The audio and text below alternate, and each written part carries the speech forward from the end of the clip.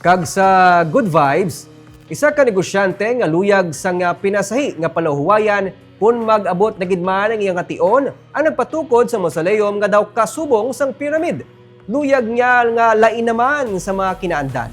Aton bisitahan ini sa report ni Barbara Mijares. Unique and Instagrammable. Ini ang paglaragway sa negosyante nga si Ricardo Canutan sa mausoleum nga iya ginpatukod para sa iya nga pamilya. Duha ka tuig man kag nahuman suno sa iya ang pyramid-inspired mausoleum.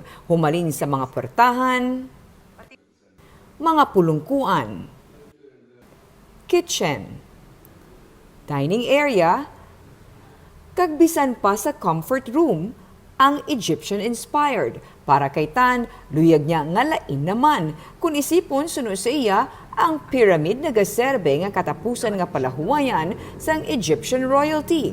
Naglahog man siya nga bagay man sa ila ang pyramid kay may royal blood man sila. Ang iya kamagulangan nga anak nga nagtaliwan ang mayara sang hemophilia nga ginatawag man nga royal disease. Hindi ko bagay na sa ating pamilya, yung ngarano ng mga bagay na sa pamilya ta.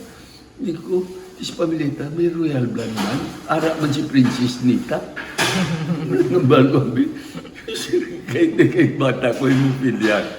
Si Rupert na, hindi lagi na yung gadla na, kung yung pamilya ka, yan may royal blood nga dugo. Di, amo na, si Kuti daw nag-insult. Santo ng dambi, no? Kag I love the shape of the pyramid, no? May four triangular shape siya ng perfect corner. Ang mga lulubngan ng himo sa onyx, ang mga lapida naman Bible-shaped para lain naman suno sa iya sa masami makita nga himo gikan sa marble. Ang columbario makita ang mga quill nga design, inspired naman suno sa kaitan sang panahon sa mga Romanhon.